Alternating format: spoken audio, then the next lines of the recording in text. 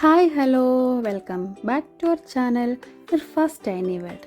അപ്പോൾ ആരെങ്കിലും പുതിയതായിട്ടാണ് ഈ ചാനലിലേക്ക് വന്നതെങ്കിൽ ഒന്ന് സബ്സ്ക്രൈബ് ചെയ്യാനും അതിൻ്റെ തൊട്ടപ്പുറത്തുള്ള ബെല്ലൈക്കൺ എനേബിൾ ചെയ്യാനും മറക്കരുത് കേട്ടോ. അപ്പോൾ നമ്മളിന്ന് ഉണ്ടാക്കുന്ന ഒരു ഈവനിങ് സ്നാക്കാണ്. കുറേ ദിവസമായി മോൻ പറയുന്നു അവന് ബ്രോസ്റ്റഡ് ചിക്കൻ വേണം. അപ്പോൾ ഞാൻ നോക്കുമ്പോൾ KFCയിലൊക്കെ ഭയങ്കര റേറ്റാണ്. അപ്പോൾ നമുക്ക് വീട്ടിൽ തന്നെ ഉണ്ടാക്കാമെന്ന് വെച്ചു.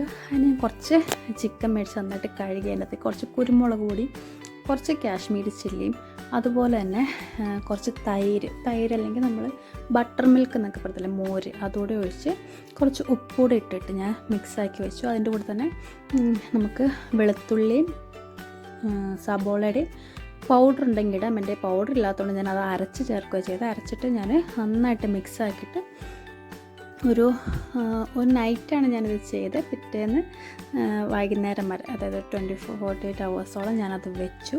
അത് കഴിഞ്ഞിട്ട് പിന്നെ നമ്മൾ ചെയ്യുന്നത് മൈദപ്പൊടിയാണ്. മൈദ എടുത്തു. മൈദയ്ക്കകത്ത് കുറച്ച് കോൺഫ്ലോർ ഇട്ട് കുറച്ച് കുരുമുളക് പൊടി വേണം നമുക്ക് ഇടാം കേട്ടോ. ഞാൻ ചേർത്തിട്ടില്ല, മോന് കൊടുക്കുന്നതുകൊണ്ട് കുരുമുളക് പൊടി ഇട്ടില്ല.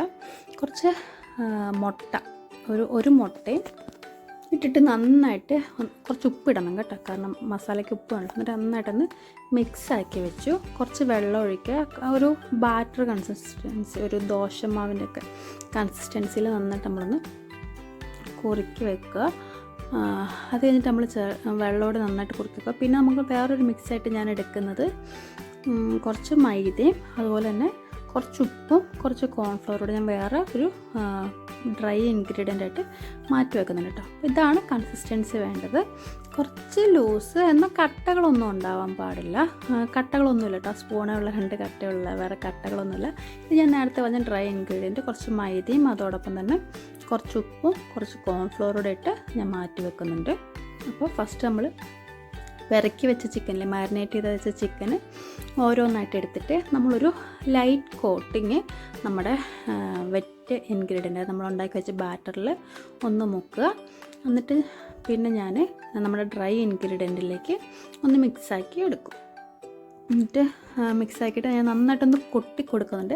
അങ്ങനെ കൊട്ടി കൊടുത്താൽ മാത്രമേ മുകളിൽ നമ്മുടെ KFC ഒക്കെ വരുന്ന പോലെ തന്നെ കറക്റ്റായിട്ട് ഇങ്ങനെ എന്താ പറയുക, ഒരു ക്രിസ്പിനെസ് പുറത്ത് വരത്തുള്ളൂ. അതുകൊണ്ട് നന്നായിട്ടൊന്ന് അത് ബാറ്റിൽ ഡ്രൈ ഇൻഗ്രീഡിയൻറ്റിലൊന്ന് നന്നായിട്ട് മുക്കിയിട്ട് നന്നായിട്ടൊന്ന് കൊട്ടി കൊടുക്കുക. ഞാൻ കാണിക്കുന്നുണ്ട്. നമുക്ക് എവിടെയൊക്കെ നനവുണ്ടെന്ന് തോന്നുന്നു അവിടെയൊക്കെ നന്നായിട്ട് നമ്മൾ പൊടിയാക്കി കൊടുക്കുക. എന്നിട്ട് നന്നായിട്ടൊന്ന് ഇങ്ങനെ കൊട്ടി കൊടുക്കുക. എന്നിട്ട് എല്ലാം ഞാൻ അതുപോലെ തന്നെ ചെയ്തു. ഒരുപാടൊന്നുമില്ല എന്നിട്ട് ഒരു 7 പീസേ ഉണ്ടായിരുന്നുള്ളൂ.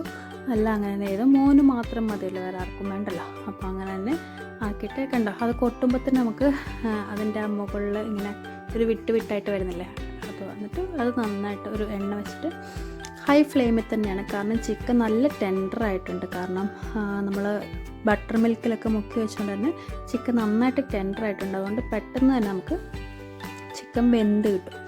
അതുകൊണ്ട് തന്നെ ഞാൻ ഹൈ ഫ്ലെയിമിൽ തന്നെയാണ് ഞാൻ ഇത് പൊരിക്കുന്നത്.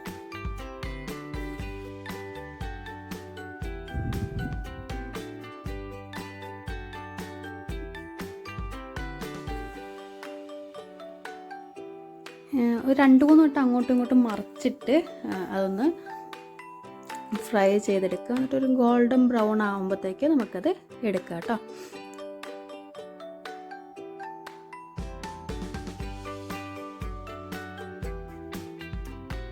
ഞാൻ വിചാരിച്ചില്ല ഇത്രയും ടേസ്റ്റ് വരുമെന്ന്. നല്ല സൂപ്പർ ടേസ്റ്റ് ഉണ്ടായിരുന്നു. ഒരു കഷ്ണം ഞാൻ കിട്ടിയുള്ളൂ, കിട്ടി. നല്ല സൂപ്പർ ടേസ്റ്റ് ആയിരുന്നു.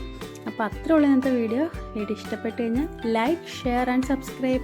എൻ്റെ വീഡിയോ കാണുന്നതിൽ ഒരു 90% ആൾക്കാരും വീഡിയോ സബ്സ്ക്രൈബ് ചെയ്യാതെ കാണുന്നത്. അപ്പോൾ എല്ലാവരും ഒന്ന് എൻ്റെ വീഡിയോ സബ്സ്ക്രൈബ് ചെയ്ത് എന്നെ ഒന്ന് സപ്പോർട്ട് ചെയ്യുക. അപ്പോൾ പുതിയൊരു വീഡിയോ ആയിട്ട് ഇനിയും കാണാം. അതുവരെ എല്ലാവർക്കും ബൈ.